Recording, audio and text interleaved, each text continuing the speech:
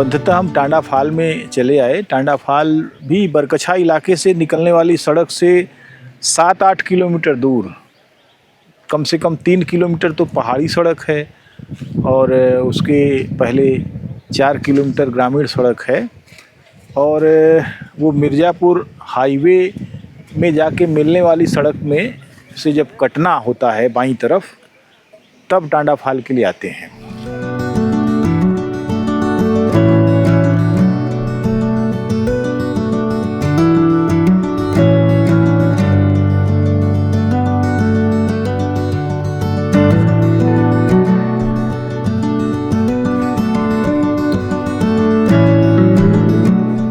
टांडा फाल का जो सौंदर्य है, ऐसे लगता है कि जैसे एक बहुत बड़ी पहाड़ और घाटी, झरना लगभग 50 फुट ऊंचा है और कई जगह से उसका पानी गिर रहा है।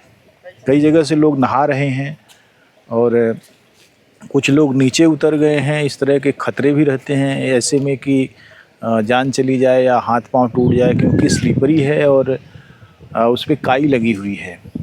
बारिश नहीं हो रही है, लेकिन हम देख रहे हैं कि पीछे एक तालाब नुमा एक जगह है जिससे कि पानी आ रहा है।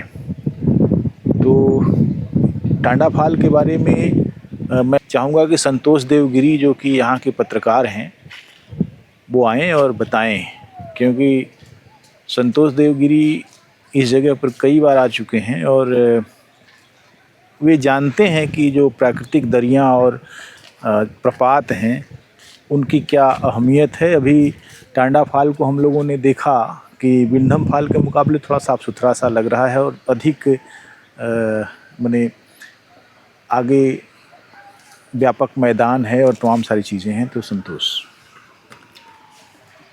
टांडा फाल ये लालगंज तहसील अंतर्गत आता है और पर्यटन के लिहाज से बात करें तो काफ़ी उपयुक्त और सुगम सुरम्य स्थल है। हालांकि यहाँ भी सुरक्षा का अभाव है। सैलानियों की सुरक्षा के लिए, ताकि फाल और झरने के पास कोई गिरने ना पाए, वन विभाग द्वारा बैरिकेडिंग की गई है। सीमेंट के पिलर के ज़रिए बचाव के लिए लोगों को जागरूक भी किया जाता है। बरसात होने पर यहाँ सैकड़ों की संख्या में आसपास के जनपदों सहित दूर दराज से भी लोग यहाँ आते हैं। यह काफ़ी सुरम होनहारी दृश्य यहाँ का होता है और आप इसको खुली आँखों से देखें तो यहाँ आने के बाद फिर वापस लौटने का जी नहीं करता है। काफ़ी कुछ यहाँ पे है, जंगली जीव जंतु भी हैं जो समय समय पे यहाँ के लोग दिखते रहते हैं।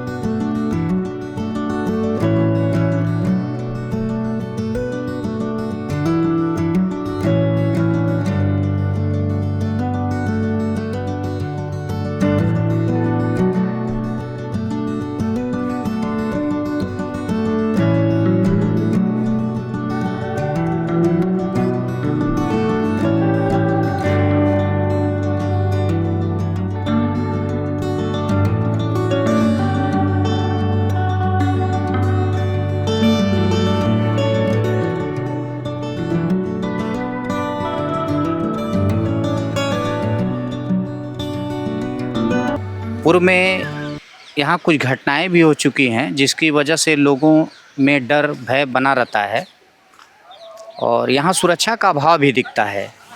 बावजूद इसके जो यहाँ प्रदत्त धरोहर है वह वास्तव में देखने योग्य है।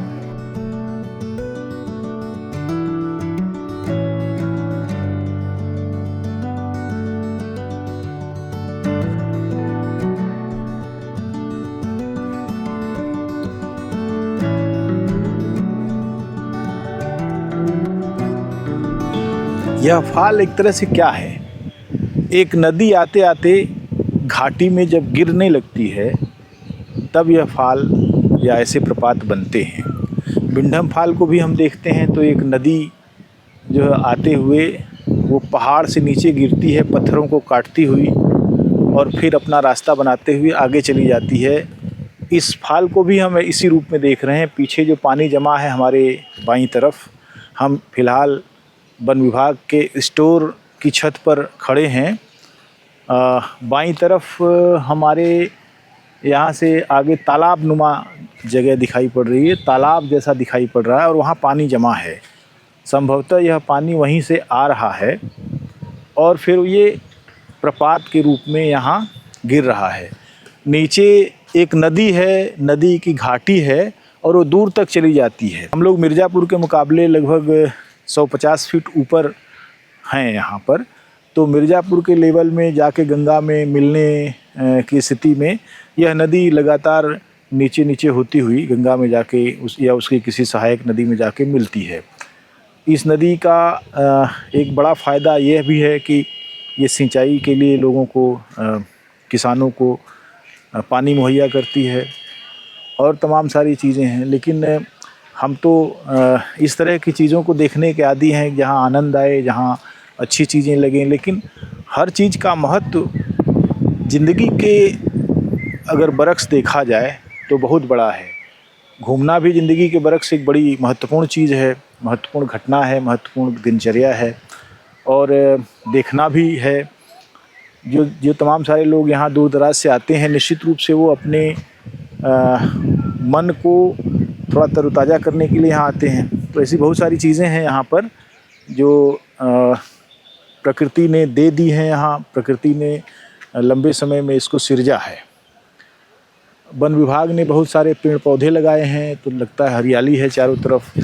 घाटी में जो हरियाली दिखाई पड़ रही है वो प्रकृति की हरियाली दिखाई पड़ रही है। तो तमाम सारी चीज़ें मिलकर यहाँ एक जो मनोरम दृश्य बनाती हैं, वो मनोरम दृश्य निश्चित रूप से हमारी आँखों को, हमारे मन को, मन मस्तिष्क को ताजगी देता है और यहाँ आने का एक लगातार इच्छा होती है।